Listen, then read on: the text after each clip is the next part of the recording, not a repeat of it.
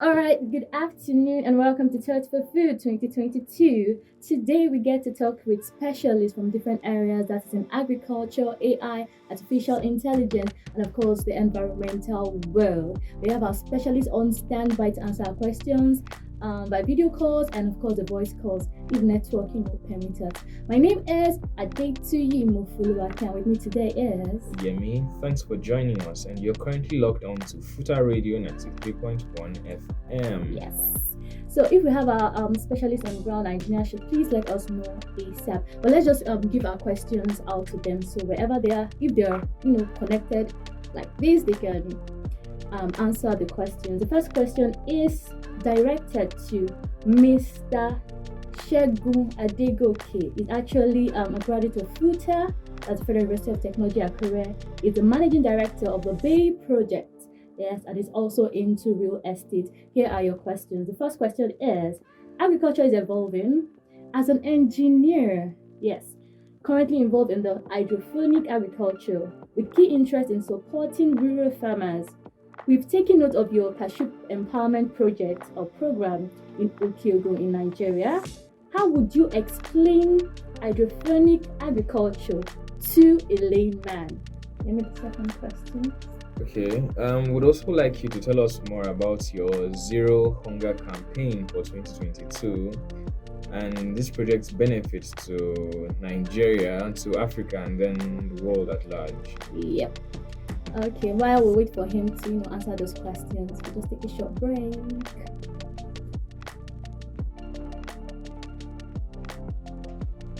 Yeah, good afternoon, Ms. Foluke, and how have you been? Shegun is my name once again, and I'm the CEO and co-founder at Bay Agro Nigeria Limited. And at Bay Agro, we actually look into farm produce, farmers, and farm investment sustainability and availability. The first question now, well, as an engineer, getting involved in agriculture has been quite, amazing for me because I started as my academic background was in engineering, like you also know, but I've always had interest in agriculture because I grew up in the farm, I grew up in the village, and the passion has been there to actually contribute, to own a large farm where large amount of food production is going to be done, just like the sugarcane farm owned by Dangote. Dubois has its farm. That's another thing. A lot of people in the value chain of these agri businesses, it's really easy to pick, just one value chain and, start working on it. But if you look at it holistically, it is quite difficult to have a production line or a branding line or a sales line, basically, and not or a marketing line, and not have the source, which is the raw material, or you don't have access to it, or you don't have control over it. You see, that's why the bigger brands like all of these Chivita, they always have their farms. So I think that's the dynamics to agricultural process. So being an engineer has been really amazing. I think it's really beautiful because now the mechanization thing is easier on our part because my understanding of engineering, make it easy, and my general academic background make it easier for me. And venturing into businesses over the last 5 years has actually opened,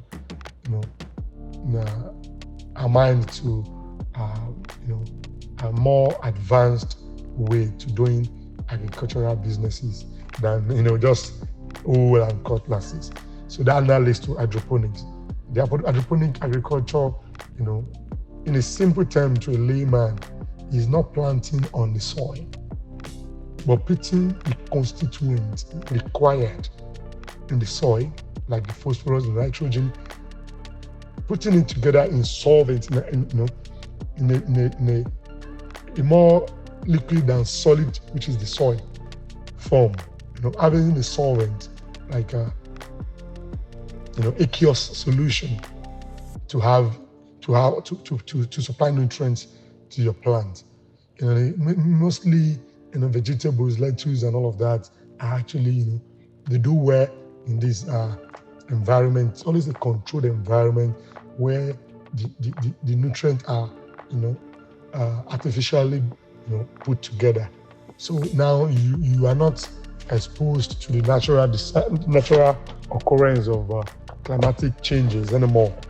Our intention is to be an agro-processing company that is leveraging on technology, to aid seamless operation in agri space. So looking at the Zero Hunger campaign for 2022, the roadmap for Bay Agro is basically to continuously contribute its quota to the Sustainable Development Goals that are relating to agriculture. The value chain is wide, but what is very important is for each and every one, like I explained before, to embrace what they think is their strength in the value chain. If it is farming, if it is processing, if it is services, if it is rural development, if it is, consultancy, across, there are a lot to actually, if it is packaging, if it is branding, if it is, it could be anything. But for Bay Farms, basically, our approach to this campaign to benefiting Nigeria and Africa at large is to be one of the largest agro-processors in the whole of Nigeria, and basically we have a core, which is cashew production. Knowing follow where it's a perennial plantation, and most of the perennial plantation like cashew, cocoa, rubber, palm oil, and the palm tree basically, they have numerous products that can be obtained from it. So our core at Bay Agro is to encourage farmers to plant this perennial plantation, though it takes a longer time and most of the farmers find it difficult to wait. But I think it's the route to go, because we need to start looking into non-oil exploitation, not just in Nigeria, but in Africa at large, because that's one of the things that can boost the economical position in the world map, basically. So that's actually explain that in simple terms. Thank you very much. And once again, I'm Shegun Adetuyi from Bay Agro Nigeria Limited. We will move very quickly to Jumoke for the break. Jumoke is trying to prepare something quick and something fast for mothers, for students, for workers who are always on the move. So if you fall into that category and you just want something quickly to prepare to eat before going to work or before going to school, Jumoke has got you covered. She's a specialist in food, like a chief chef, and she has won several competitions. Let's have Jumoke on the screen.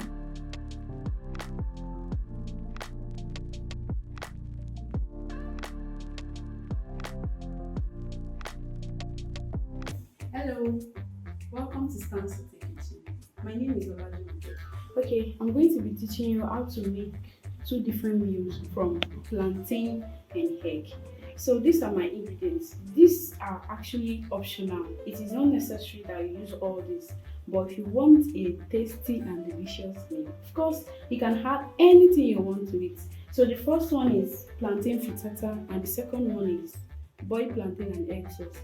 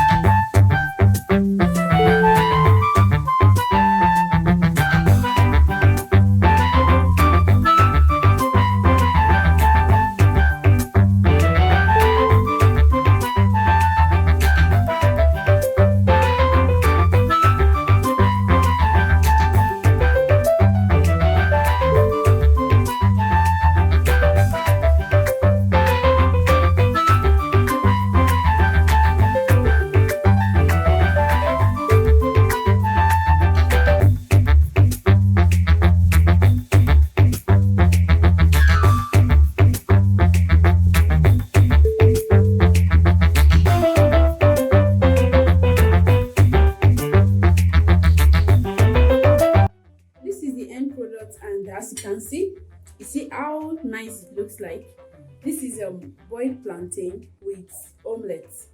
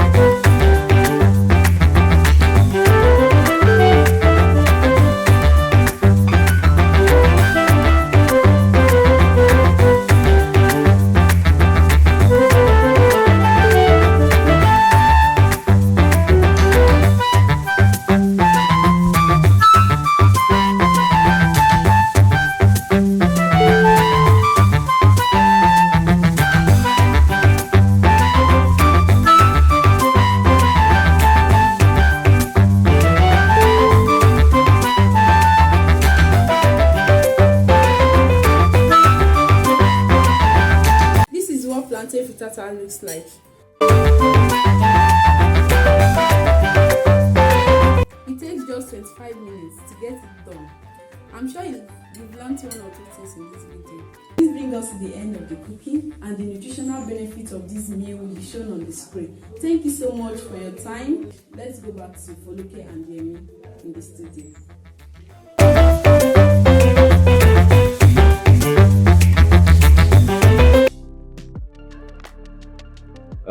And our third guest is Mr. Abolade Owueye, and he is an environmentalist. He is also the environmental manager of Oasis, and the co-founder of Green to Street Initiative. So here are your questions. The health of our environment is key to enjoy the benefits of artificial intelligence and hydroponic agriculture. So that brings us to you, Mr. Abolade. Some birds whispered, we've got an agric city coming up from your team rather. Yes, I hear has got an agric city coming up. So what are we to expect? What's the future result of the interaction between AI and hydroponic agriculture and the environment? Yeah. So that's your questions, that's your question for Mr. Owueye Abolade. Good afternoon, Yami. Good afternoon, Foluke. It's nice to have me on the show. And I'm so sorry. I apologize about the video. I'm currently on the field, and the network around there is not good enough to power a video discussion. So I think we can make do with this voice interaction.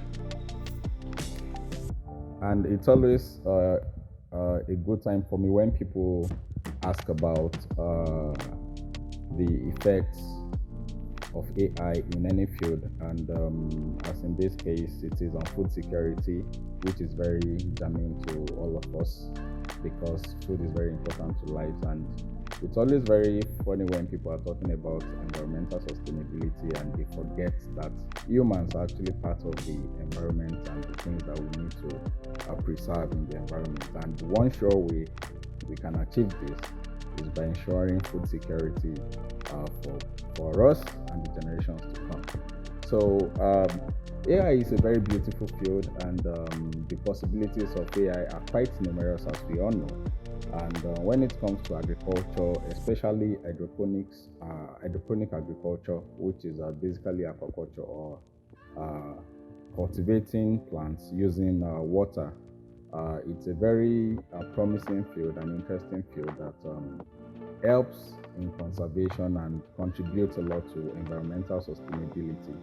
So when we are talking about the integrating AI with this, it gives a lot of promises because we can use AI in different facets of hydroponic agriculture. So as such, its integration can be useful in pre-planting processes, in the germination stage, in harvest, and also post-harvest processes. If I'm going to highlight a few aspects that could contribute significantly to food security in the years to come, I'll mention the prospects of AI in seed preparation, that is determination of seed viability and determination of germination rate of seed.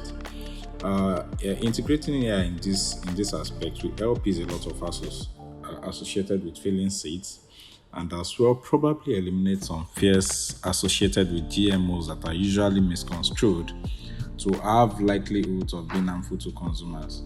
Another one that I would probably talk on is nutrient dosing, which is another aspect in which AI can really impact hydroponic agriculture. The AI technology can easily be programmed to detect the optimum conditions required by individual plants and the needed nutrients per time. This potentially conserves resources, it reduces wastage, and invariably improves plant yield and quality. Also, AI can help reduce post-harvest losses. For example, if parameters required for healthy storage of food are constantly monitored by automated system, they can even go as far as detecting pest activity and estimating the right quantity of pesticide that is needed in cases of infestation. It's a whole lot of benefits that can arise from the integration of AI with hydroponics, and I hope farmers in our nation can start tapping into these opportunities. Well, we all know all technological developments come with their peculiar challenges, and to be honest, I won't automatically exonerate this from such possibilities. However, the benefits we stand to gain from this union between AI and hydroponic agriculture is something that future generations will thank us for. As for this second question, I'll say your birds are quite efficient in this tech age, Yes, we have a project called Agric City, which is still in its testing phase, anyways. But it's just a basic attempt to improve the value chain in agricultural processes through provision of supporting services to farmers. Thereby, we'll be able to bridge the gap between them and the consumers. And this our intention is to reduce the time taken from food to move from farm to fork, and as well to reduce post-harvest losses of crops to the barest minimum. So that's all I'll say about that for now. When we roll out officially, we hope that you guys will still be here to have us on your show to talk more on this Agric City. Thank you very much. Okay, many thanks for joining us today on Thought for Food 2022. And we are so grateful to our contributors. Yes, Mr. Shegun Adegoke. And Mr. Abolade Oweye. Most especially you, our listeners and our watchers. Thank you for joining us today. And we are saying, nailed it.